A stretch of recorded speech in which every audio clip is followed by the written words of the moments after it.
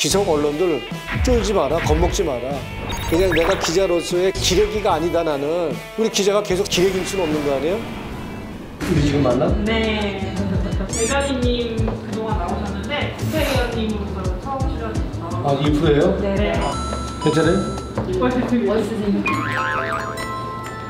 저 여기 오마이 기자님 잠깐 오셔서 취재를 하고 싶어 하셨어요. 네. 잠깐 취재 가능하실까요? 제가? 예. 안녕하세요. 앉아서 얘기 잠깐 나누겠습니다. 네. 정당이 유튜브 활동을 활발한 것이 적당한가 이런 거에 대해서 이제 취재를 하고 기사를 쓰려고 하고 있는데 혹시 제가 진짜 기자처럼 보이세요? 진짜 기자처럼 보이세요? 진짜 기자처럼 보이냐고요? 네. 나도 기자였는데? 사실 저는 오늘 토론하게 될 시민입니다. 토론하게 될 시민입니다. 아, 그럼 같이 우리 얘기할 수... 네. 그래서 기자에서 접근을 해봤어요. 네. 아, 이거 깜짝 놀라게 하려고 했구나. 진짜인 줄 아신 거예요? 그렇죠, 진짜입니다. 네? 안녕하세요. 저는 기자를 준비하고 있는 이강민입니다. 기자가 되기 전에 뭔가 인터뷰를 해본다는 마음으로 집요하게 묻고 열심히 대화하겠습니다. 지금 학생이에요? 네. 언론 쪽? 언론사 준비를 하고 있는 언론사 준비? 네. 나는 매일경제신문에서 2년, MBC에서 19년 인사했거든요. 네. 한 20번도 더 떨어졌어요. 언론사 시험. 네. 자기의 또 달란트나 신문에 맞는 사람이 있고 방송에 맞는 사람이 있으니까 그 이제 본인의 판단에서 하는 거죠, 뭐 그죠? 네.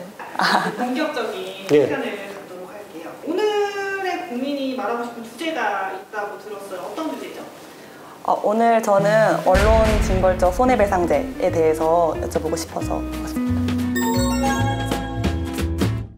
지금 우리가 이제 언론 관련법을 6개를 냈는데요. 이거를 그 중에서 이제 특별히 문제되는 법이 언론 징벌적 손해배상법이다 이렇게 하고 있거든요. 언론이라는 것도 과거와 또 언론이 달라졌잖아요. 신문, 방송, 라디오만 있다면 지금은 누구나가 다 지금 미디어 역할을 하는 거죠. 유튜브도 있고 1인 미디어도 있고 SNS도 있으니까. 그러니까 시대가 달라졌고 우리가 이 거짓 정보에 의해 갖고 많은 사람들이 엄청 피해를 보는 거예요. 악성 댓글한테도 당하고 거짓 정보나 기사 때문에도 피해를 많이 보는데 피해를 보고서는 이걸 내가 안 했는데 라고 구제할 방법이 없는 거예요.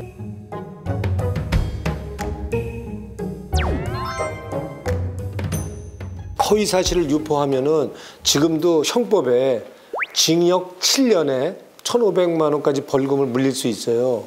근데 그 법이 실형을 물린 사례도 없고 벌금을 물린 사례도 없어요. 그렇기 때문에 지금 그대로 다면 어떤 거짓말과 허위 사실에 의해서 보도가 돼도 지금 피해 구제를 받을 수 있는 방법이 거의 없는 거죠. 그런 면에서 배상액을 조금 높여서 피해 구제를 받을 수 있는 제도를 만들자 하는 것이 이번에 저희가 만든 피해 구제법이고요. 근데 가짜뉴스의 뭐 고의성이나 그런 걸 입증을 한 다음에 이제 그걸 평가하는 거잖아요. 네. 어떤 기준 그리고 어떤 판단 방법으로 그거를 골라낼 건지. 우리가 가짜뉴스의 정의를 만들어서 그 기준에 따라서 우리가 어떤 처벌을 하는 게 아니고 기존에 있는 제도, 독립적이고 중립적인 기구인 언론중재위원회, 방송심의위에서 심의를 해서 거기서 판단을 해서 일단은 피해 구제를 받자 하는 거여서 미국은 뭐 피해자 쪽에서 고의성이 있었다는 거를 이제 입증을 하는데 이 언론사가 의도를 가지고 알면서 그 고의성을 판단한다는 게 전 어렵다고 생각을 해요. 민사사건 같은 경우는 보통 입증 책임을 고의성, 악의성에 대한 입증 책임이 원고한테 있어요. 난 피해를 봤다 하는 사람이 그걸 입증해야 돼요. 기사가 썼는데 그걸 딴 사람이 저 사람이 고의나 악의적으로 했다는 걸 어떻게 증명하겠어요. 그러니까 저 사람의 관심법이나 독심술이 있지 않으면 저 사람의 마음이 어땠는지 어떻게 알아요. 그래서 이건 언론의 특수성인데 취재를 했던 사람이 난 의도적으로 안 했다, 악의적으로 안 했다는 거를 입증을 하는 게 맞다.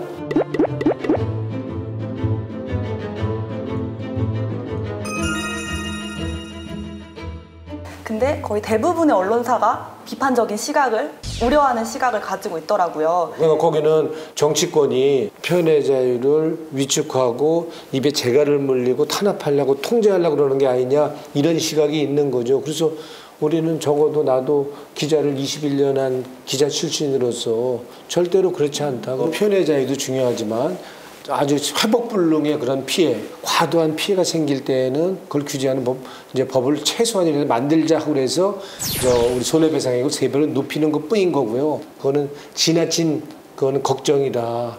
그렇지 않으면 엄살이거나 아니면은 언론의 특권의식, 갑질의식.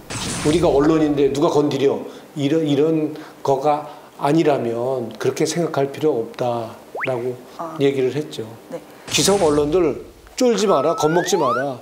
그러니까 그냥 내가 기자로서의 기레기가 아니다. 나는 사실 보도를 기본적으로 하는 최소한의 노력을 하는 우리 기자가 계속 기레기일 수는 없는 거 아니에요? 그래도 이 법에 대해서 조금 보완하거나 이런 면이 좀 보충됐으면 좋겠다 하는 부분이 있으면 얘기를 해줄까요? 소송은 시간이랑 이제 비용이 많이 소모된 소모전이잖아요. 그래서 선제적으로 가짜뉴스를 잡아서 피해를 줄이거나 하는 게 정말 실질적인 구제책이라고 보거든요. 지금 언론사에서도 그래서 팩트체크 전담센터 같은 것도 운영을 하고 있잖아요. 실질적으로 구제를 해보려고. 그래서 선제적인 모니터링 시스템을 구축하는 것이 같이 논의가 돼야 된다고 생각합니다. 적어도 기성 언론이라면 최소한의 기본적인 사실 확인을 하려고 하는 노력, 그런 고민, 그런 부담은 갖는 것이 필요하다 하는 측면 정도의 법이 우리가 미디어 피해구제 6법이다라고 좀 이해해 주셨으면 좋겠고요. 억울하게 그 각종 가짜 정보나 가짜 기사 때문에 피해 보는 사람들에게 피해를 구제해 줄 수 있는 이 법을 꼭 만들어서 그분들도 억울하지 않게 하는 세상을 만드는데 노력하고 싶어요. 네. 감사합니다. 이거 편집하려면 저거 하겠네요.